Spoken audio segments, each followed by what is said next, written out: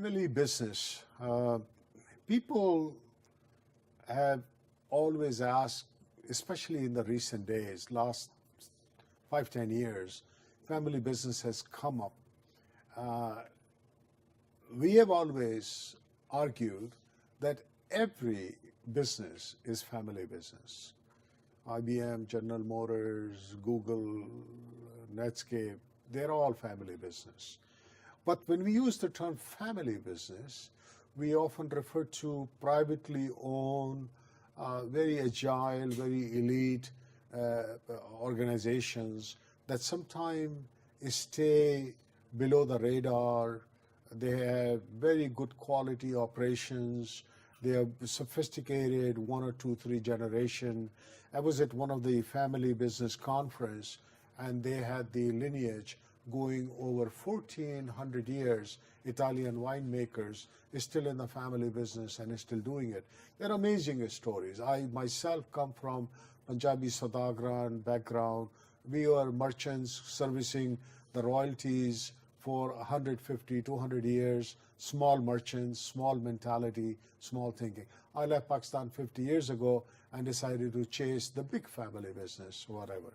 But the point remains, family businesses today play one of the most significant role. They are not only bringing high quality HR management. Family businesses have better profitability. They have better accountability. They also have traditionally a lot of conflicts. Sometimes they are good, sometimes they are bad, but conflicts is also a very important part of the family business, succession issues and whatnot. But in the end, they are the driving engine of the economy. The middle class business family in America, Canada, and so on, very well established like they are in Pakistan and so on. And I am delighted to have some very prominent and very successful family business people here in Expothon. I have Shahzad Abdullah Qureshi. Thank you. I have Zahur Motiwala, a great moderator with me, and then I have Farhan Koitawala in the leather business. So the challenge here is that family businesses are the backbone. They have outperformed a lot of other systems and other procedures.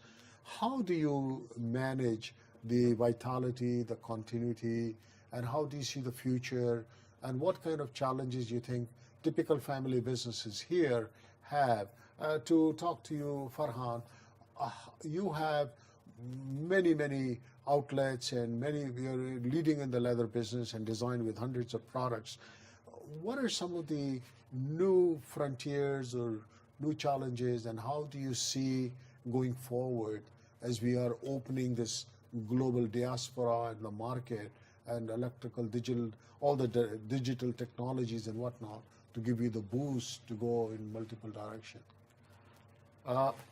From our experience, I can just talk about the fact that we've already made a conscious effort to go into the e-commerce business. E-commerce has traditionally, we've been doing e-commerce for some time, but it hasn't taken up a real boost as yet. But now I think it's the time where it has actually now started taking traction.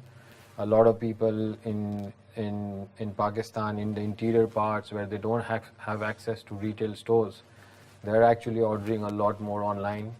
There is cash on delivery services offered. There's a lot of other stuff going on. Same in the digital media. There's also graphic designing going on.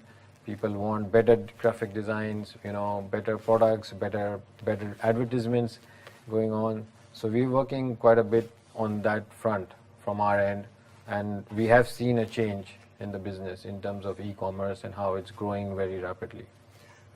When it comes to design, quality, and so on, with my apology to the audience, I'm going to use this example for the third time today, that you have 1 square yard of leather, and then you make a purse and it's 1,000 rupees, and there is same yard of leather, somebody else makes it, and they are sold out at 10,000. And you as a designer can really appreciate it's not a question of extra zipper or a button.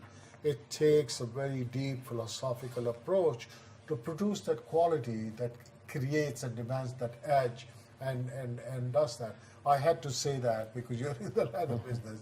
I already spoke about it. Shahzad, you have an amazing construction business. I saw some of the pictures. You're building almost cities and this monumental development of Abdullah Construction and whatnot. Yes. It's and I think you have done it in a rather shorter period of time. Well, we're closing in on close to 4 decades of work. 4. Yes, and we have about, I think, around 50 developments within our portfolio within 4 decades of service. That's amazing. And you build almost towns and cities. That is the base standard that our founding members had in mind when they were kind of going about this. But see, the thing about family businesses is that it's not a it's not a one recipe solution at all. Everyone has their own little pitfalls, if you will. So for example, I remember small beginnings where my eldest uncle, he came across a plot of land which came within his legacy. And because he came from a very engineering background, he chose to coordinate off into small little plots that he sold to the market. The revenue that he made off that, he invested the same in other plots of land in and around the same area. And then for a change, instead of demarcating them into plots, he got in touch with third-party vendors, whether it be contractual manual labor to marketing to whatever have you. And then he started developing those pieces of land. So everything from residential real estate to commercial to municipal urban planning as well. We've all done that. We've kind of put in our 10 pence in all of these avenues, different avenues of living, if you will, just because of a penchant of one individual within our family. And what happened afterwards is that it's the limitations of the human condition, is that as aspirational as he might have been, he suddenly decided, and he kind of came to the realization that this was not a one-man show. And who else to, for example, because these are still humble beginnings, who else to fall back on than your family, per se? And this is at a time where, I come from a family, for example, there are 5 brothers in the second generation of the family. So, and they all come from very different walks of life, whether it be marketing, law, operations, supply chain logistics. So when they all kind of got together to work on the same thing, what came out as an eventuality was a very refined, evolved version of itself. And then what we have seen in the past 5 to 6 years, less than a decade, is that when the third generation has gotten involved, that exponential equation has quadrupled in size, in scope, and vision. And that is the kind of model that we would like to perpetuate as far as doing business in Pakistan is concerned. How would you, having gone through hundreds of family businesses, where is the magic? Is it in the science and technology of construction or engineering approach? Is it entrepreneurial risk-taking? Is it a combination of that? Is it execution, decision? Is it cost-cutting or something? Because there's got to be a magic somewhere that provides that kind of a continuous growth and expansion. That is true. I think, in my humble opinion, profit maximization was definitely something which was not ever an avenue that we trudged towards. The only reason for that being that family businesses, more as a generic model, usually play it very defensively. They play the business model very defensively. What I mean to say by that is that when they are running a business with so many stakeholders involved and so many intimate stakeholders involved, what happens more often than not is that you don't take exorbitant risks with the kind of money you're making. You always play it safe, you play it close to the chest, and you want to make a larger amount of revenue over a longer period of time. So there's no quick return, quick investment policy as far as family business is concerned. The magic that you mentioned, I think the magic definitely lies in a joint ethos, that you don't get in traditional business models, which should be actually. I mean, one thing that really which really takes family businesses and puts it up to a different level entirely, is the level of ownership that perpetuates right from the top all the way down to the bottom. That level of ownership, it doesn't matter if you can be working at an company X and you are the CEO, and the way the personal ownership that you perpetuate onto your craft, and if everyone down the rungs of the ladder, if they portray the same level of responsibility, then any company can benefit from this kind of emulation. In family businesses, what I have seen is that we might have completely different, our unique selling points are completely different from each other, and someone's good in marketing, someone's really good in that, someone's good in this. But when they look at again, this is something I say a lot, is it's the sum of all the parts is bigger than all of it in just consistent little items. So our ability to extend that level of responsibility to our brand, whether it could be as menial as dusty shops, for example, and then it could be as magnanimous as, for example, choosing to opt to make your company an LLC and to put it on the stock market. So that level of ownership, I just want to come back to ownership. Just that level of intimacy is very much needed. Amazing story and a process. Zahoor, from your experience, every family business is unique. There is always some magic of some kind somewhere, and the prosperity and the growth comes from a combination. And very often these family businesses are not alike because it is that uniqueness that makes them, and so on. But what would be some of your issues or questions on this particular style of operation? Naseem, having as a student of business and as a student of economics, having studied case studies of family businesses in other parts of the world, I mean, for example, many people might not know, but a brand and a size of a business as big as Walmart is a family business. Walmart, yeah.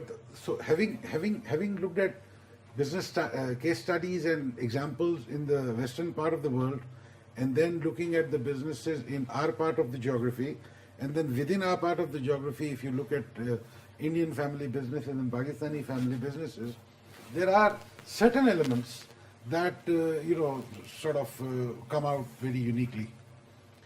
One is that by and large, it is presumed and believed that in our part of the world, family businesses are not able to stay intact for third generation and beyond.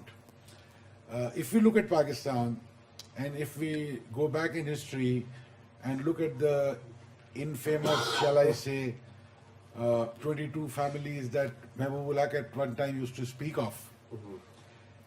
Unfortunately, none of those 22 family brands, not all, but almost all of them are gone. That doesn't mean that the individuals associated or individual members of those families have not made it well in life. But somehow the empire or the brand itself did not survive. Now, when you try to analyze the reasons perhaps for that, one realizes that when the father figure or the head of the family who was the main entrepreneur, say the grandfather from today's generation, or perhaps even one more removed, that one person was an entrepreneur. He, slogged his life, developed something, bestowed it or left it behind to his children, and they took it over. But the moment the generation after that comes in, probably they lose sight of the kind of struggle and hard work that went into developing this, and they are more interested in taking advantage of that creation, and probably they start nibbling it away at the roots of it, and some family businesses die because of that. I mean, this is my observation. So, and that is very important, because the real concept of having a business and, you know, letting it live till perpetuity, you mentioned 1400-year-old family of winemakers is still sort of carrying on with that legacy. But unfortunately, in Pakistan, thus far, we have not been able to see brands or family operations survive beyond the third generation. Now, with more education and more youthful, you know, injection of more youth in the system, and some semblance of respectability for professional management within the family enterprise, that is changing things perhaps for them. And now we hear Abdullah's example or Jafarji's example, that I think you must be third generation, if not the fourth. I'm the fifth generation. Fifth Oh, wow. generation. Sure. So now, I mean, still in the fifth generation, so these are very rare examples and few examples, and I think these must be studied, you know, to understand that how did they, you know, manage to circumvent those sticking points which otherwise break family businesses.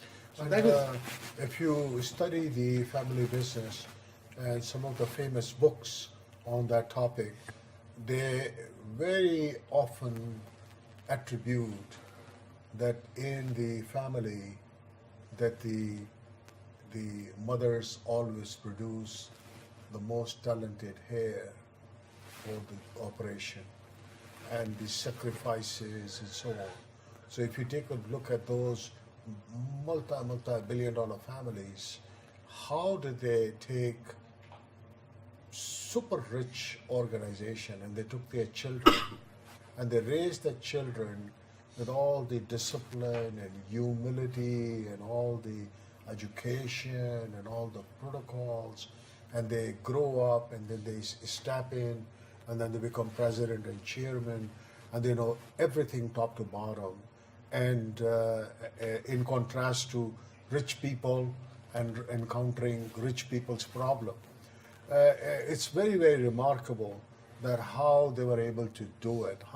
Because when you have super wealth, it is very, very, very difficult to raise a child and to bring that person with the hardcore reality that what it takes to run a multi-billion-dollar organization and deal with problems of the society. Because one of the things I've always said, here in Pakistan or in this the emerging economies, a big factory and a big house and a big car is success.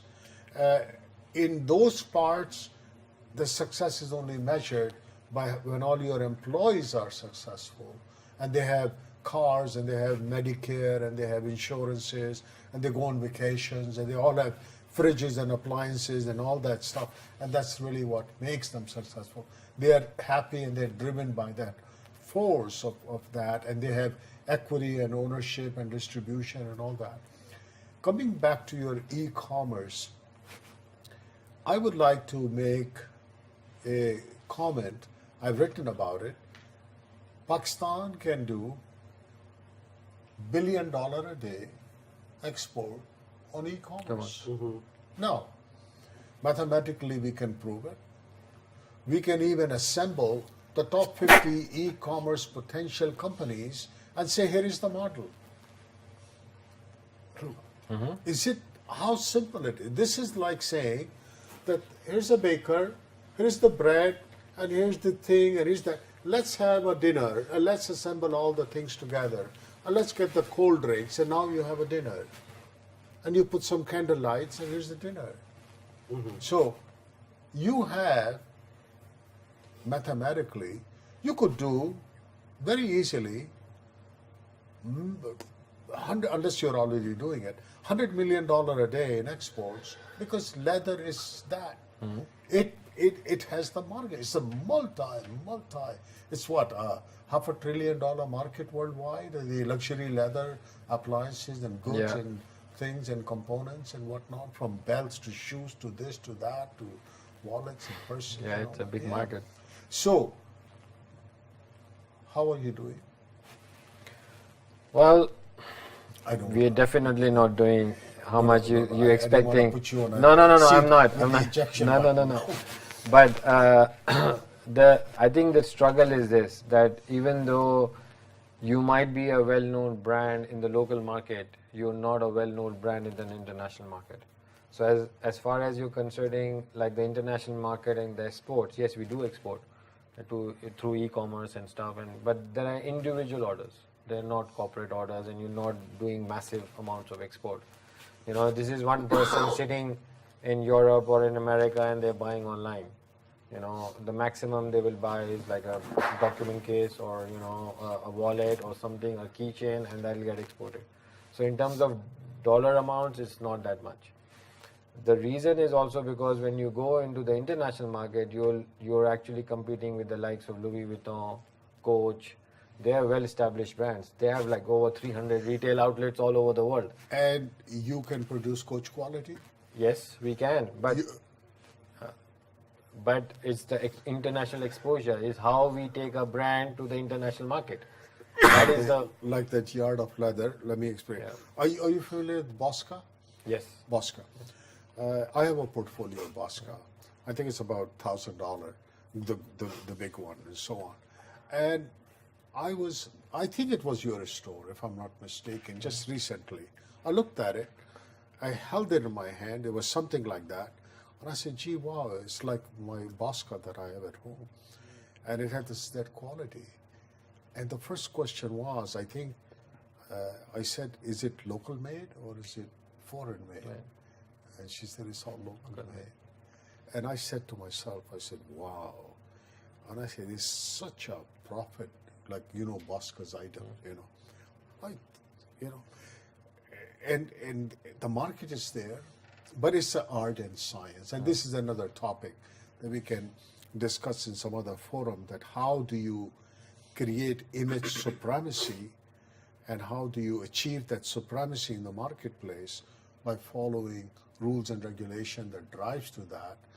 And you can get that on the internet, this concept of image supremacy and so on. But coming back to unlimited expansion, do you see unlimited expansion potential in e-commerce? Yes, I actually think e-commerce is a growing field for sure for Pakistan. It is obviously going to take off. It has taken off for a lot of people in terms of the garment industry is already doing well in it. I think eventually people will move to that platform. It's just a matter of time and how much time it will take them to get comfortable with that platform. A lot of people, initially I'll talk about from my personal experience. My dad, he will not go on the internet and buy something online, right? He will just not do it. He's not used to it. On the other hand, I come from a different generation. My children will come from an even more different generation. So we are very comfortable buying online. Giving out my credit card details, giving a CCV number. It's not a big issue. You come from Canada. It's very normal. People buy their groceries online, right? So it's very different forum over there, and there's some element of trust which the banks and the internet has given them. So God forbid if something happens and you go through a transaction and you're not happy with it, the bank doesn't even think twice and it returns you the money. Over here, that's not the scenario. It doesn't work like that.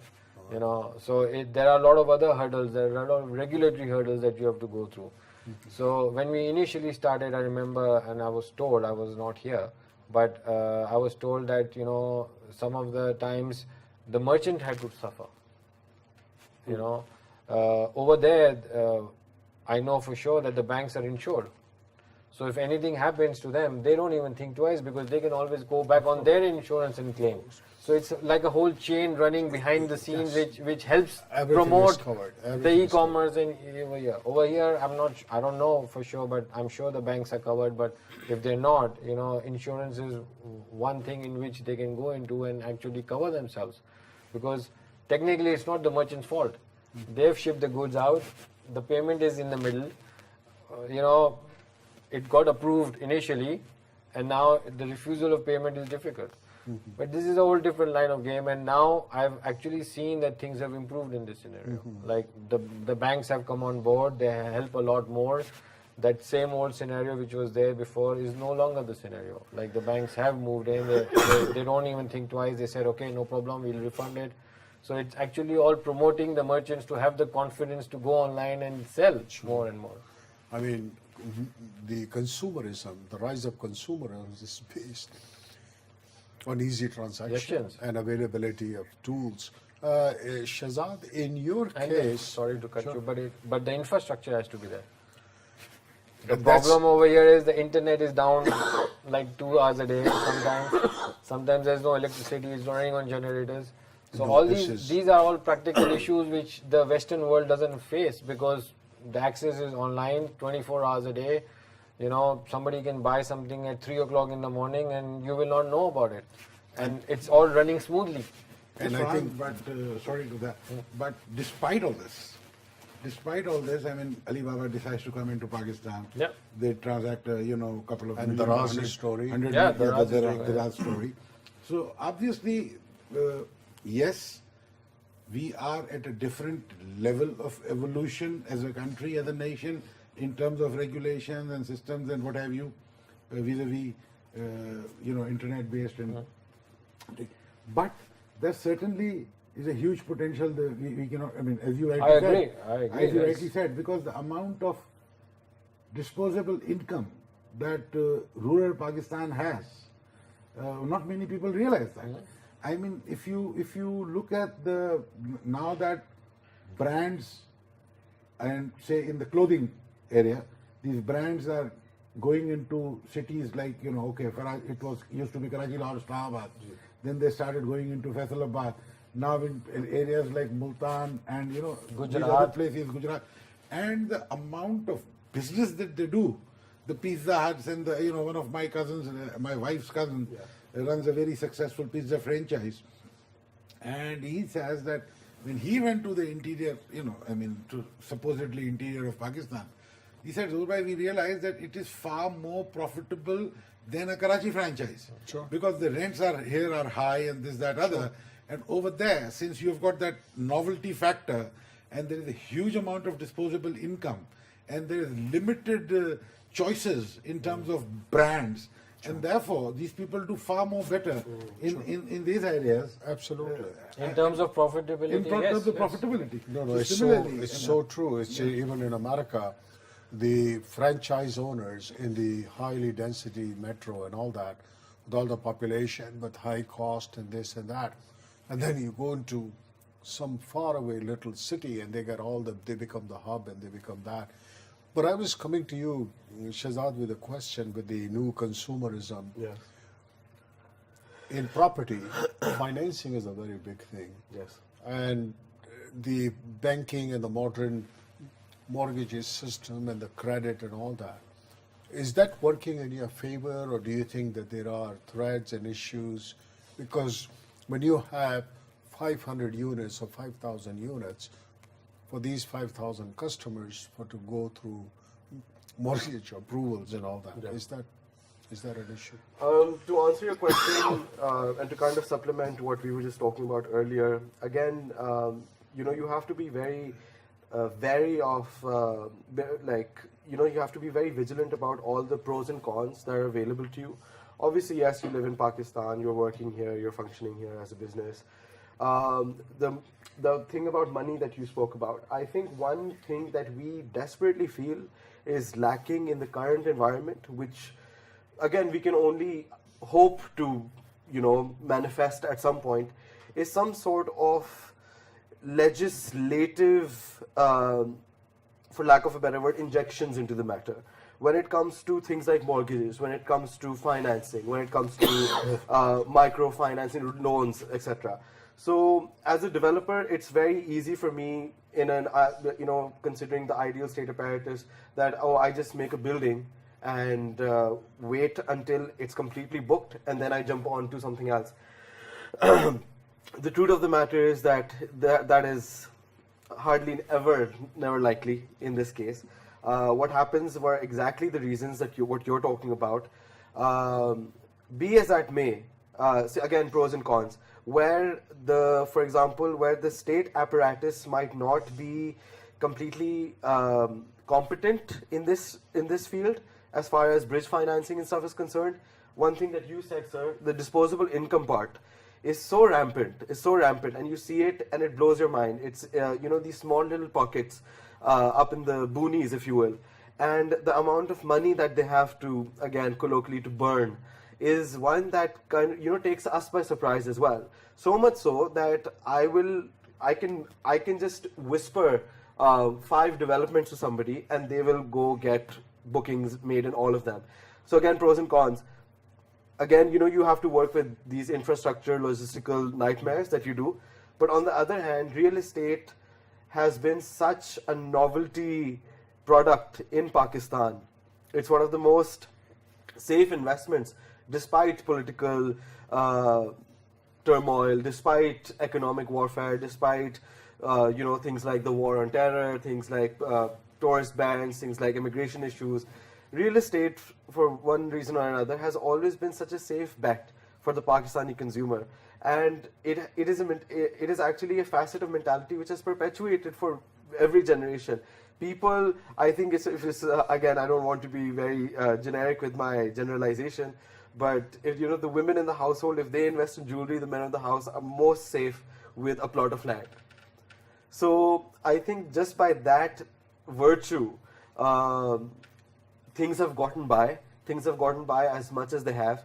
You look at Karachi now with its burgeoning skyline, which was probably an unprecedented reality a decade ago.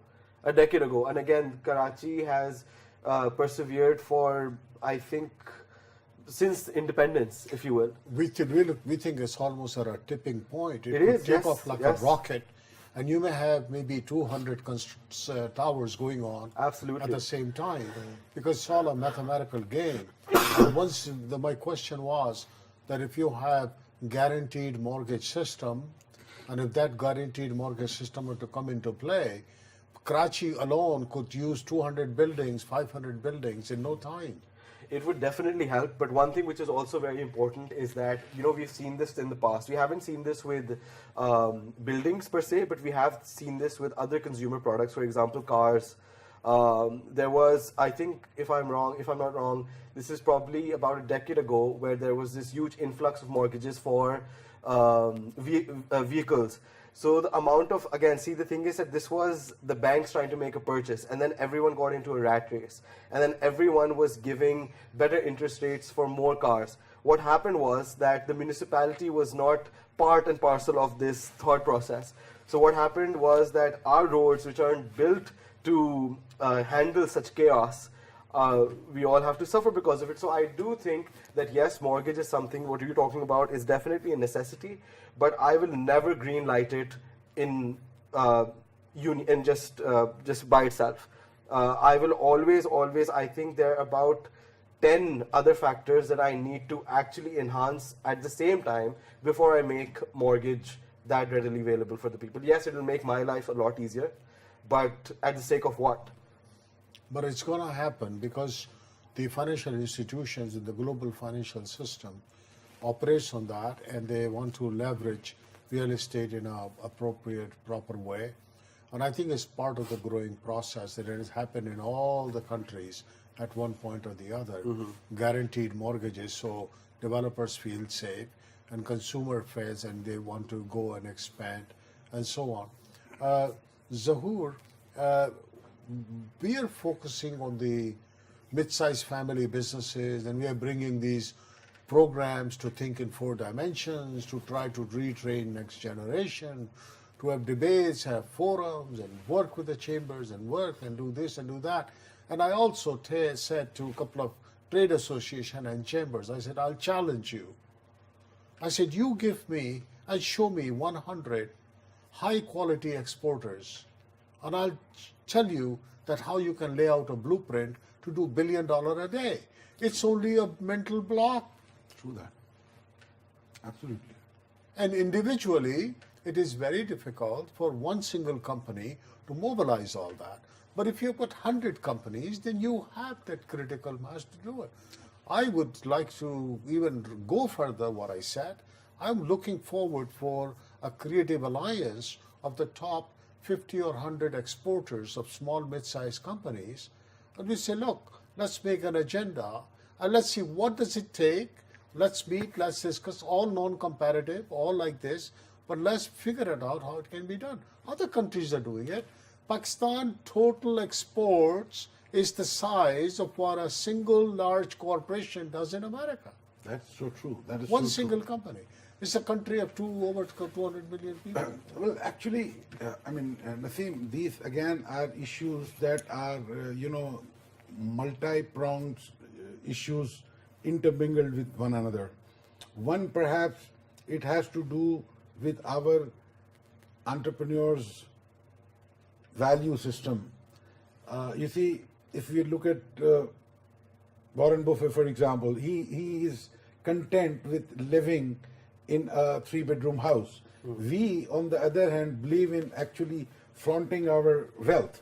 I mean, recently there's a real estate tycoon out of Islamabad ordered a very fancy vehicle. I even forget the name of the vehicle.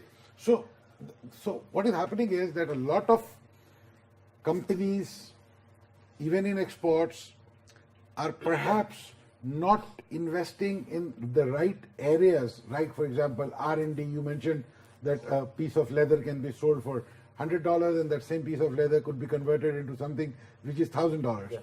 But to have that vision, to take that product from $100 to $1,000, you probably need to put in some $50 worth of new ingredients in terms of designers and some other frills or whatever. Sure.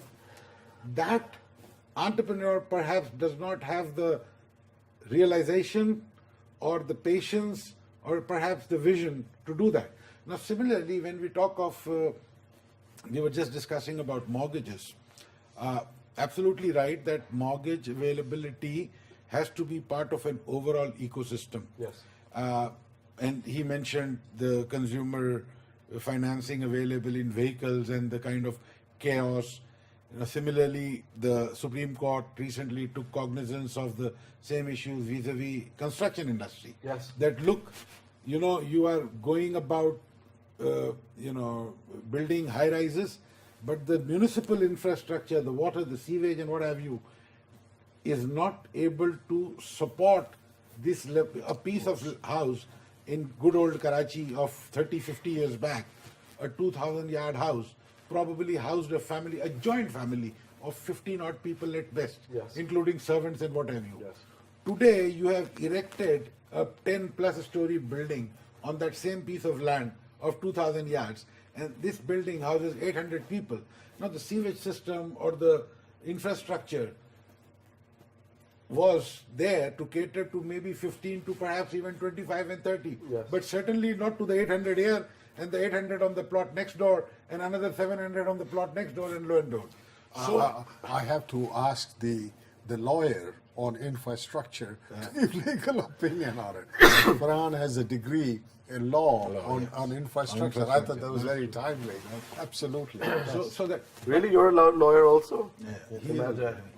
But what is happening is, the other issue which is stopping perhaps the growth of availability of mortgages, because on the demand side, there is a lot of need for mortgages also, especially for middle class urbanites. Owning an apartment has become a dream now.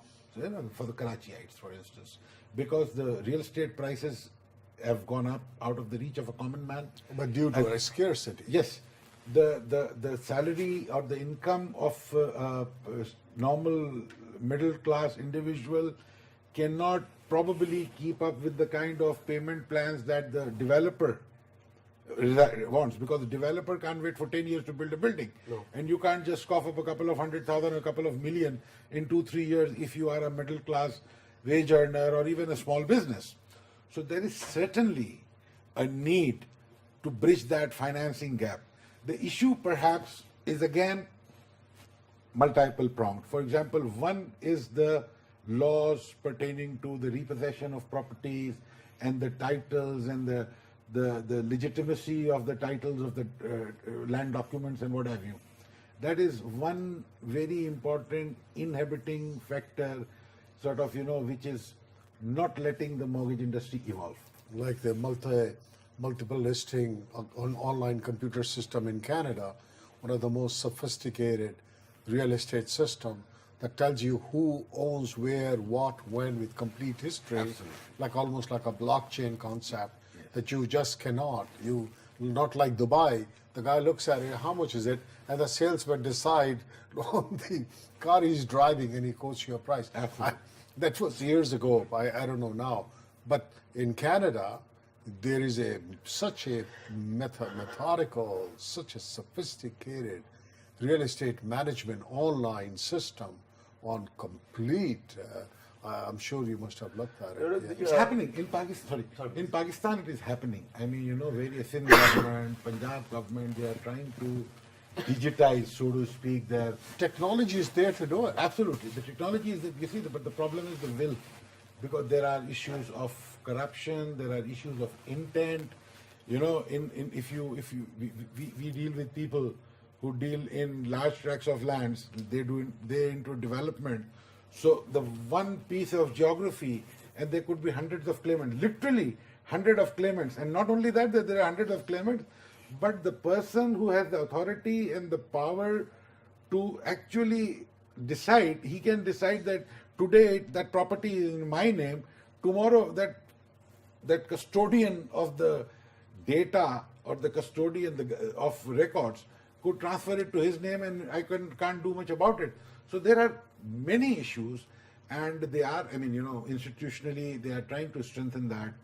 A new mortgage refinance company has been set up in Pakistan with the assistance of multilateral agencies, just to bridge that gap, because the problem is a bank. If a bank wants to lend you money for a house loan has to be anything from 15 years and beyond. Banks do not have that kind of horizon from their depositors.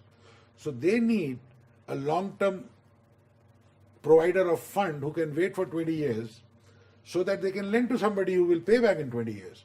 So that kind of infrastructure is now being created, and I hope that in a couple of years you will realize that this mortgage industry has evolved and developed to a far greater extent than it is today. On that note, and on some hopefully good news, I would like to summarize that in a very simple way, that from our Expothon strategy, when we deploy, when we apply, when we mobilize, when we talk about all the training and the thinking and the realignment and the focus, from our mathematical perspective, for Pakistani, where they have smart people, very good produce, very low labor cost, to create $1 billion a day export is not a far-fetched dream. It is a possibility. We will pursue and try to see if trade associations, PTI leadership, Chamber of Commerce's, if they say, yes, let's try to put this together. We offer digital platforms free of cost to mobilize and help us. We created this marathon with the special arrangements and exclusive partnership with TCS, Khalid Aman, Oktara, and all that. We created all that. We spent last 12 hours in a non-stop marathon and discussing all that. We are still open to have alliances or collaborative thing. If there was a way to figure out 10, 20, 50, 100, 200 exporters, synchronize them, organize them, provide them all the tools and so on, and say, how can you do $1 billion? And if you're doing $100 million or $1 million a year, let's do 10. And if you could do 10, then we can do 20. If you can do 20, you can do 200. Because we will not accept that it is closing. We say it is an expanding market. True that. The 200 micropower nations are only expanding. Their success and their prosperity requires. And when you are a low-cost country, you're not Switzerland, that you said, oh, one nail clipper is $180. By the way, I did see that. $180 for a nail clipper. It's special steel and all that. I respect technology and all that. But look at our surgical things. Look at our sporting goods. Look at our textile. Look at the things that we have not done. FIFA gets played on your footballs. Yes. Yeah, there are unbelievable situations. And so I would like to conclude our marathon by saying that we've come a long way. We went out, we created the dialogue. I want to thank you. I want to thank all of you to coming, and thank you so much for putting all this thing. And I want to thank all the audience from here and there and all over the place who listened, participated, this and that, and all my team and all people who exhausted. I know they're going to come and all tired tomorrow, but they were wonderful. They really they did something extremely wonderful. We just came up with the good ideas and the good wishes, but they are the one who put it all together and make it happen. So on that note, I would like to say thank you very much. Thank you. Thank you for having great, us. and Yes. I would like to continue our conversation. And we should take a look at that one square leather. Or Yeah, definitely. yard Do over that. there and do something. And we should see that how we can go for a drive and see those cities you are building as well. course. And Zahur was so nice. So you and I did an interview almost 10 years ago, and you were talking things about Pakistan, and here we are True that. after 10 years and doing Yes, something. yes, So thank you very much. And now we would like to conclude the session.